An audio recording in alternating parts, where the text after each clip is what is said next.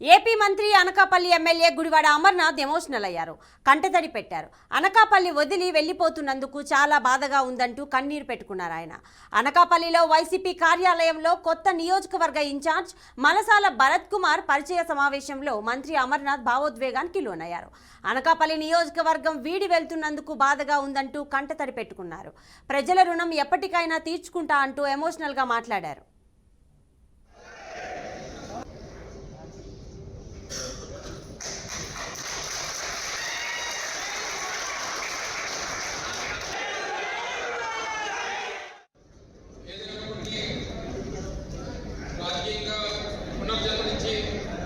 రాష్ట్ర వ్యాప్తంగా ఉద్యమాలు తీసుకుని వచ్చాయి. ఈరోజు ఈ స్థాయిలో నిల్చోబెట్టినటువంటి మీ అందరికీ కూడా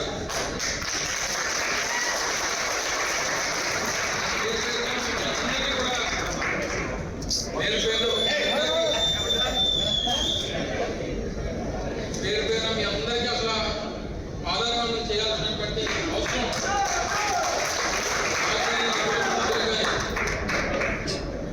నా కుటుంబ